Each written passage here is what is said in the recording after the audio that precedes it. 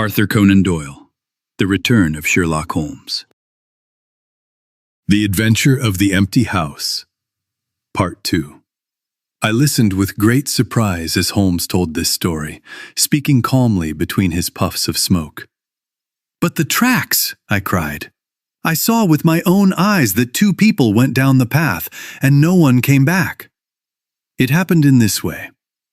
The moment the professor disappeared, I realized how lucky I was. Fate had given me a special chance. I knew that Moriarty was not the only man who wanted to kill me. There were at least 3 others. They wanted revenge, and his death would make them even more dangerous. One of them would certainly try to kill me. But if everyone believed that I was dead, these men would become careless. They would make mistakes. Then, sooner or later, I could catch and destroy them. After that, I could show that I was still alive. My mind worked so quickly that I had thought all this before Professor Moriarty reached the bottom of the Reichenbach Fall. I stood up and looked at the rock wall behind me. In your interesting story, which I read some months later, you said that the wall was completely straight. That was not fully true. There were a few small places where I could put my feet. There was also something like a narrow ledge. The cliff is very high, so climbing all the way up was clearly impossible.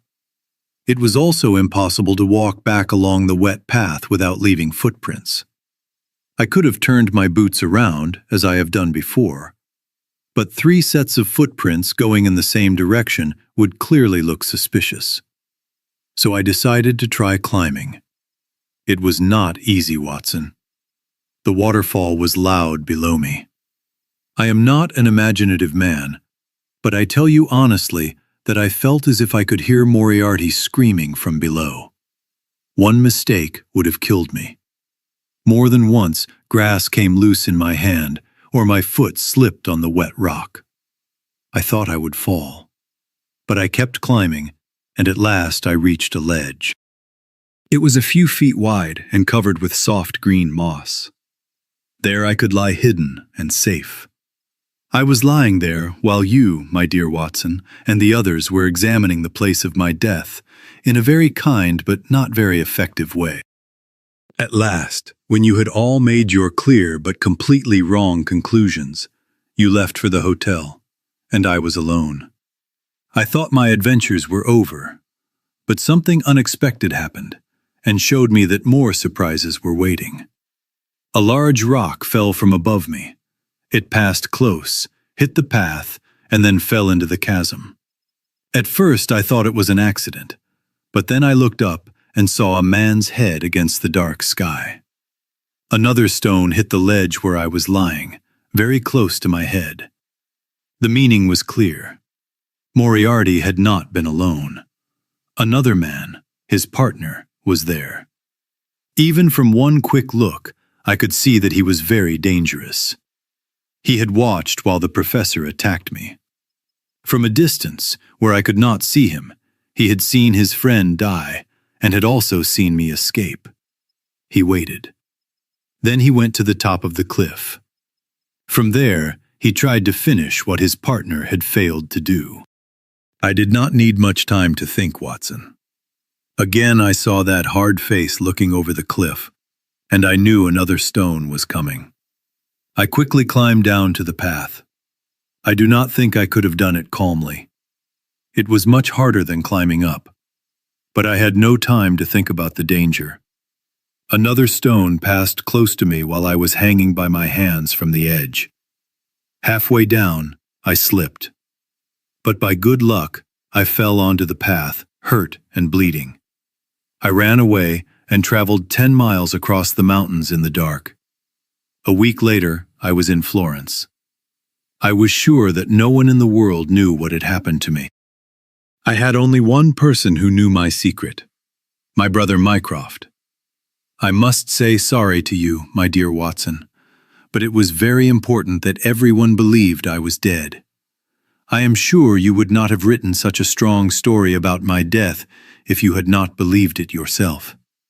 Many times in the last 3 years, I wanted to write to you, but I was afraid that your friendship for me might make you say something careless. That could have revealed my secret. That is why I turned away from you this evening when you knocked down my books. I was in danger then, and if you had shown surprise or emotion, people might have recognized me. That would have caused serious problems. As for Mycroft, I had to tell him so I could get the money I needed. Things in London did not go as well as I had hoped. After the trial of Moriarty's group, 2 of the most dangerous members were still free. They were also my strongest enemies. So I traveled for 2 years in Tibet. I visited Lhasa and spent some days with the head lama. You may have read about a Norwegian explorer called Sigurdsson, but you probably did not know it was me. Then I traveled through Persia, visited Mecca, and made a short but interesting visit to the Khalifa in Khartoum. I sent the results of this visit to the Foreign Office. After that, I returned to France. I spent some months studying coal tar chemicals in a laboratory in Montpellier in the south of France. When I finished this work and learned that only one of my enemies was still in London, I planned to return. But I came back sooner because of this very strange Park Lane mystery. It interested me not only because of the case itself, but also because it gave me a special personal opportunity. I came to London at once. I visited Baker Street myself and shocked Mrs. Hudson very much. I also found that Mycroft had kept my rooms and my papers exactly as before. So, my dear Watson, at 2 o'clock today I was sitting again in my old armchair in my old room. I only wish that I could see my old friend Watson sitting in the chair where you have sat so many times. This was the remarkable story that I heard that April evening. I would not have believed it if I had not seen Holmes with my own eyes. I saw his tall, thin body and his sharp, eager face. I had never expected to see him again. Somehow, he had learned about my personal loss. He showed his sympathy more in his actions than in his words. "Work is the best cure for sorrow, my dear Watson," said he. "And I have work for both of us tonight. If we succeed, it will be something that makes a man's life worthwhile." I asked him many times to tell me more, but he refused. "You will see and hear enough before morning," he said. "We have 3 years to talk about. That is enough until 9:30, when we begin the adventure of the empty house." It really felt like the old days when, at that time, I sat next to him in a cab. I had my revolver in my pocket and felt excited about the adventure. Holmes was serious, quiet, and calm.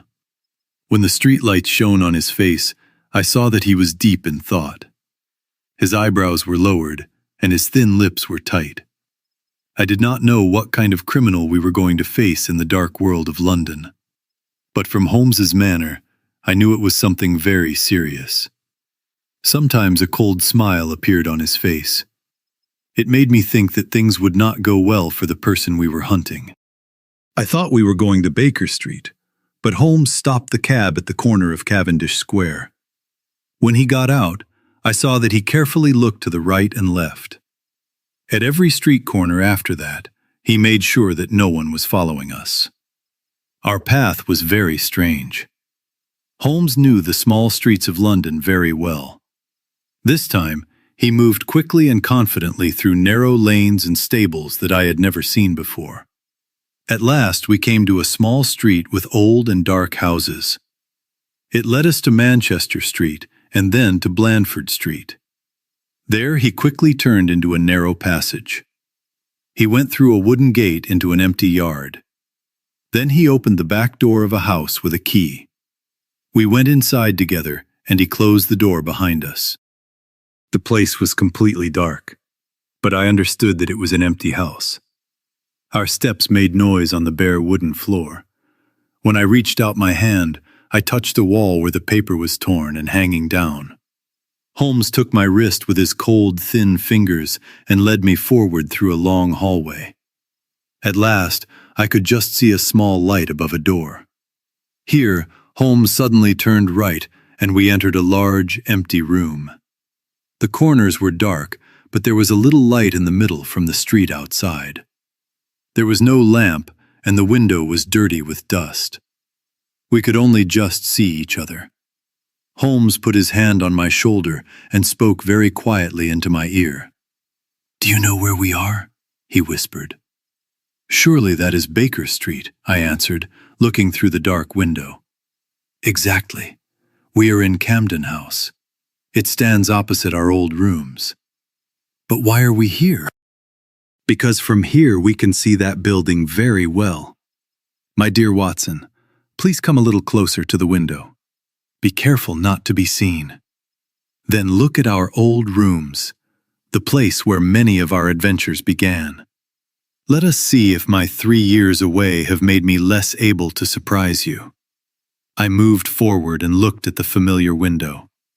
When I saw it, I gave a loud breath and a cry of surprise. The blind was down, and a bright light was shining in the room. The shadow of a man sitting in a chair was clearly visible on the blind. There was no mistake about the shape of the head, the strong shoulders, and the sharp face. The face was turned a little to the side. It looked like one of those black shadow pictures that people used to frame. It was exactly like Holmes. I was so surprised that I reached out my hand to check if the real Holmes was next to me. He was shaking with quiet laughter. "Well," said he. "Good heavens!" I cried. "It is amazing!" "I trust that age doth not wither, nor custom stale my infinite variety," said he. I could hear pride and pleasure in his voice, like an artist who is proud of his work. "It really looks like me, does it not? I would swear that it is you.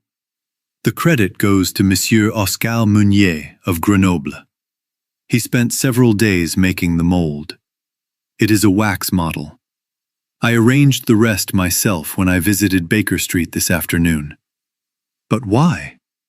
"Because, my dear Watson, I had a very strong reason to make certain people believe that I was there, while I was actually somewhere else."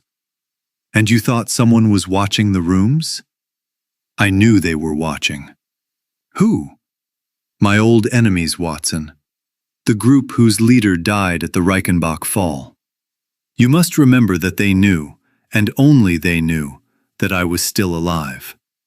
They believed that sooner or later I would return to my rooms. So they watched them all the time. This morning they saw me arrive." "How do you know?"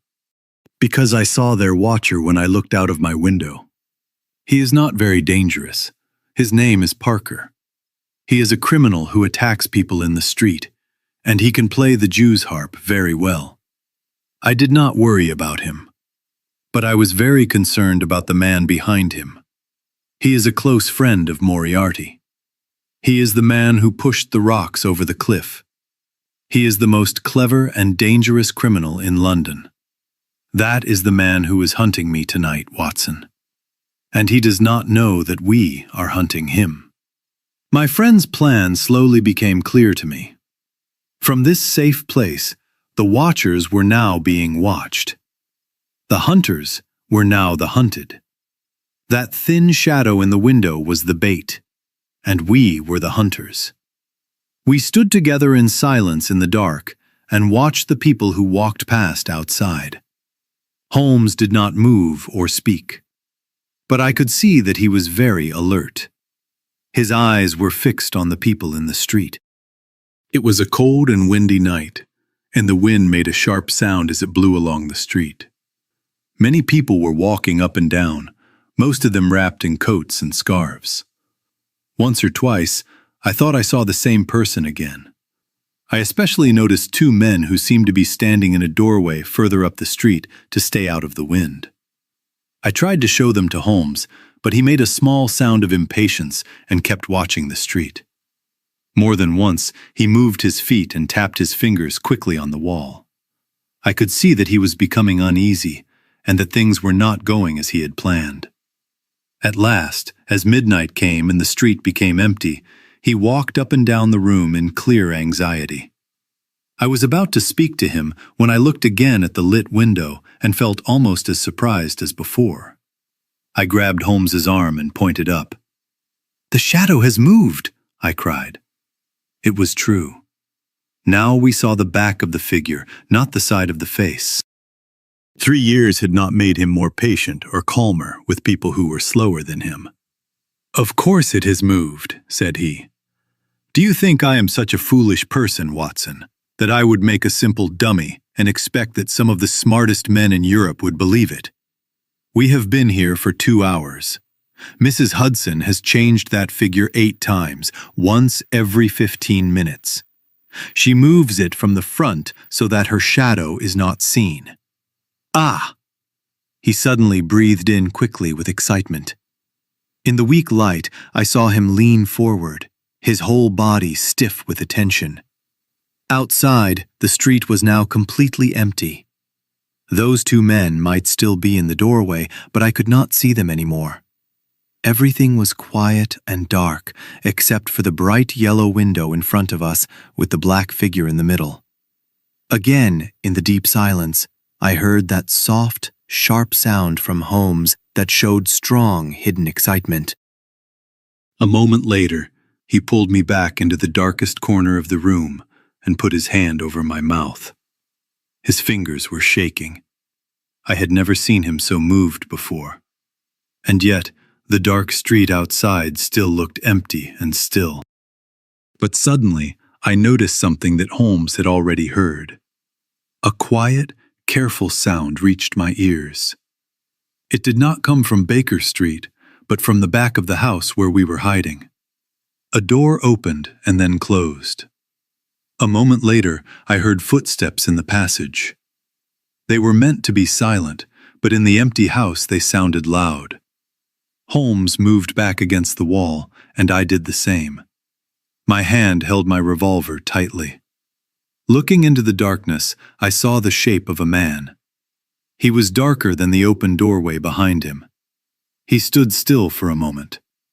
Then he moved forward, slowly and carefully, into the room. He was only 3 yards from us.